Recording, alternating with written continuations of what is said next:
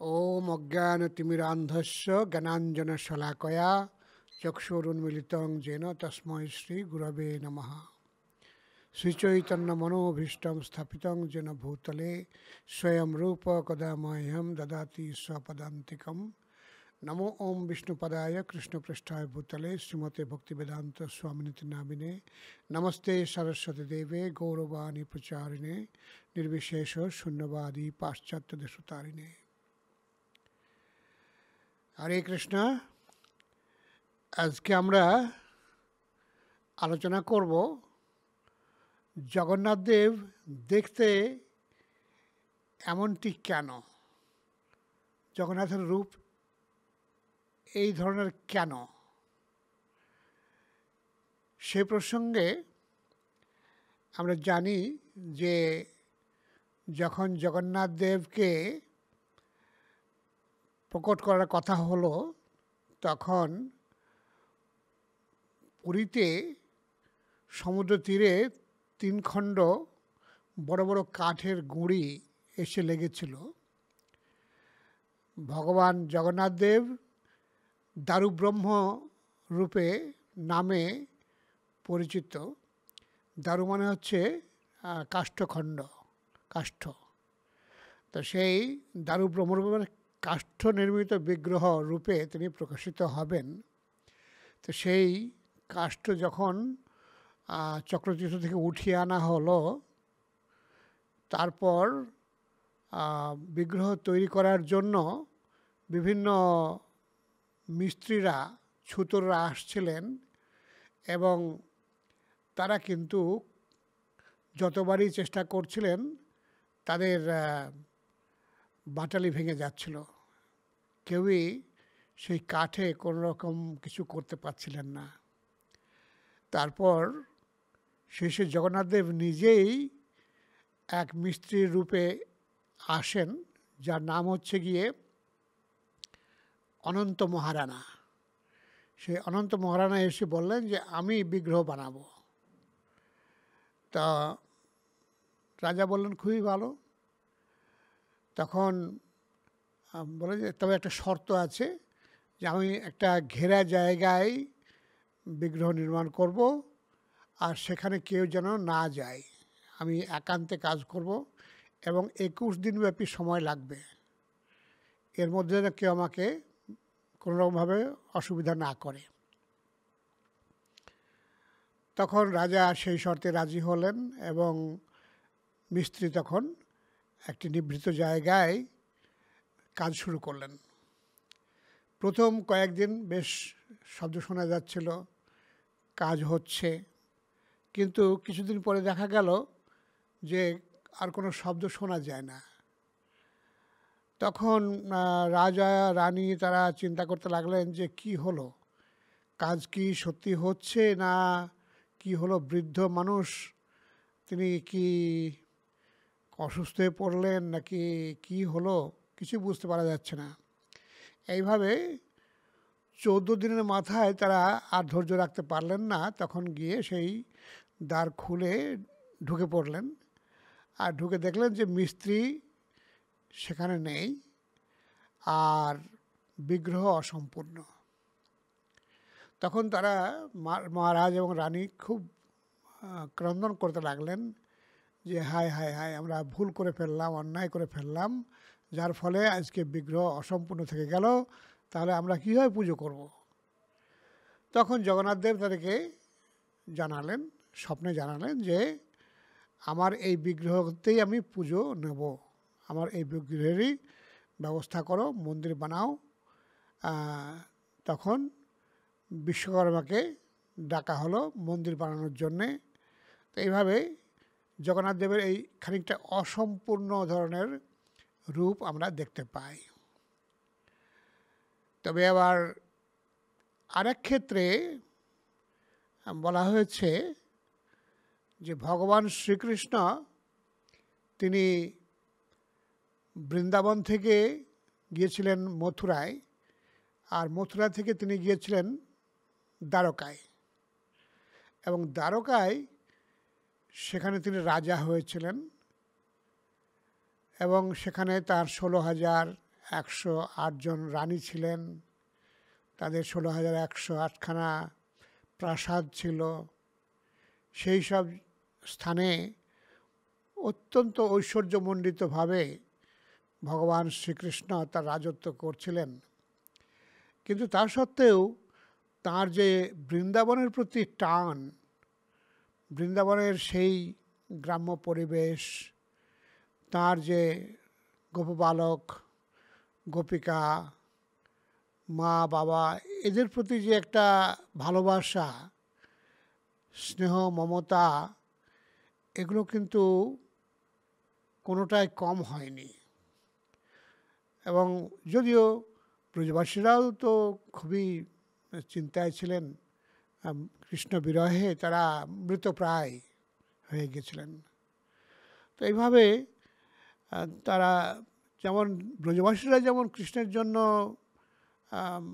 সব কিছু ত্যাগ করে দেওয়ার চেষ্টা করেছিলেন, তেমনিভাবে কৃষ্ণ এবং বলরাম তারাও কিন্তু ব্রজবাসীদের জন্য, ব্রজের জন্য দিনরাত চিন্তা করতেন। আর এমনকি রাত্রিবেলায় ঘুমের ঘোরে তারা সময় সময় যে ভুল বকে না ঘুমের ঘোরে, তো সেই ঘুমের ঘোরে সে ব্রজের কথা বলতেন। শ্যামলী, ধবলী, শ্রীরাম, সুদাম ইত্যাদি গোপশাখাদেরকে ডাকতেন, গাভীদেরকে ডাকতেন। এবং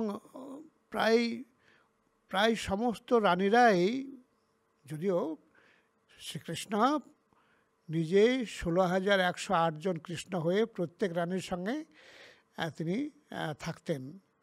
আর তাতে করে প্রায় প্রত্যেকেই লক্ষ্য করেছিলেন যে কৃষ্ণ ব্রজের চিন্তায় মগ্ন থাকেন এবং ব্রজে তার মন পড়ে থাকে, যার ফলে ঘুমের ঘোরেও তিনি ওই ব্রজের কথাই চিন্তা করেন।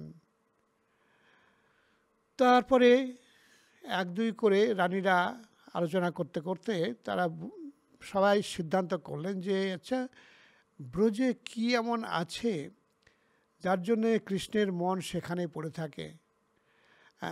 আর এইভাবে আমাদের এখানে তো ওনাকে সেবা শুশ্রূষার কোনো কমি রাখেনি, এখানে ধন ঐশ্বর্যের কোনো কমি নেই, কোনোভাবেই তার কোনো অভাব নেই, কিন্তু তা সত্ত্বেও তিনি যেন ব্রজের জন্য অসুখী বোধ হয় এবং ব্রজের জন্য তিনি চিন্তিত। ব্রজে কি এমন আছে, ব্রজের এমন কি ব্যাপার আছে যার জন্য তিনি এমনটি করেন। তাই তারা সিদ্ধান্ত করলেন যে আচ্ছা, ব্রজে কি আছে না আছে এ সম্বন্ধে মাতা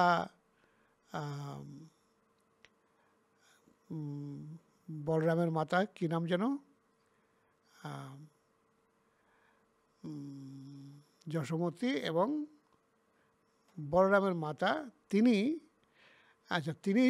ব্রজে ছিলেন। যখন কৃষ্ণ বলরাম ব্রজে ছিলেন তখন তিনিও ব্রজে ছিলেন। তাই তিনি নিশ্চয় জানবেন যে ব্রজে কি আছে না আছে, বা ব্রজে কৃষ্ণ বলরাম তারা কি করতেন তা তিনি জানেন। অতএব আমরা তার কাছ থেকেই শুনব। তো এইভাবে তারা মাতার কাছে গেলেন, গিয়ে বলেন যে আমরা জানতে চাই ব্রজে কি আছে। তখন তিনি বলেন যে ব্রজের কথা যদি আমি বলতে যাই আর যদি কৃষ্ণ আর বলরাম শুনে ফেলে তাহলে ওরা কিন্তু আর এখানে থাকবে না, ওরা ছুটে চলেই যাবে। সেজন্য এটা অত্যন্ত গোপনীয়ভাবে আলোচনা করতে হবে। তাতে কিভাবে কি হবে, হ্যাঁ, যখন কৃষ্ণ বলরাম তাদের অফিসের কাজে চলে যাবেন তখন আমরা বসে আলোচনা করতে পারি। তাই করে একটা নির্দিষ্ট জায়গা স্থির করা হলো। তখন সেই স্থানে মাতা ব্রজ সম্বন্ধে বর্ণনা করতে শুরু করলেন। আর সব রানীরা সেই কথা শুনতে লাগলেন। আর এদিকে যাতে কৃষ্ণ বলরাম এসে না যান বা কৃষ্ণ বলরাম শুনতে না পান, সেই জন্য সুভদ্রা দেবীকে রাখা হলো ওই দরজায়, গেটে, যাতে করে কৃষ্ণ বলরাম এলে পরে তারা প্রবেশ করতে না পারেন, সেই জন্য তিনি পাহারা দেবেন। তো এইভাবে তিনি পাহারা দিতে লাগলেন। আর এদিকে ব্রজের কথা শুরু হলো। তখন কৃষ্ণের একদম আবির্ভাব লীলা থেকে শুরু করে বিভিন্ন যে অসুরদের বধ করা, পুতনা, তৃণাবর্ত থেকে ক্রমশ অঘাসুর, বকাসুর থেকে শুরু করে বিভিন্ন অসুরদেরকে বধ করা, এই সমস্ত বধ করতে করতে যখন ভগবান শ্রীকৃষ্ণের সেই গোবর্ধন লীলাও হলো, আর এরপরে তারা রাসলীলা করবেন, এই ধরনের অবস্থায় বর্ণনা করছেন। তখন কৃষ্ণ আর বলরাম তারা আর স্থির থাকতে পারলেন না। তারা রাজকার্য সংক্ষেপে সেরে দিয়ে ছুট দিয়েছেন তাদের বাসস্থানের প্রতি। ছুটে এসে দেখলেন যে এদিক ওদিকে কেউ নেই। তখন বুঝতে পারলেন যে যদিও তিনি তো সবই জানেন, তিনি ভগবান স্বয়ং, তা তিনি তখন সেখানে এসে উপস্থিত হলেন। আর দেখছেন যে সেখানে ব্রজের কথা আলোচনা হচ্ছে। আর সেই ব্রজের কথা শোনার জন্য তারা ভেতরে ঢোকার চেষ্টা করলেন। তো সুভদ্রা দেবী বলছেন, না, এখানে ভেতরে যাবি না, মা মানা করেছেন। তখন দুই ভাই দুপাশে,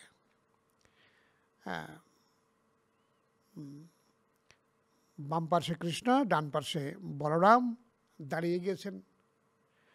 এদিকে ব্রজের কথা শুনতে শুনতে সুভদ্রা দেবীর মনের অবস্থা এতই বিগলিত হয়ে গিয়েছিল যে তারও হাত পাগুলো প্রায় ছোট হয়ে গেছে।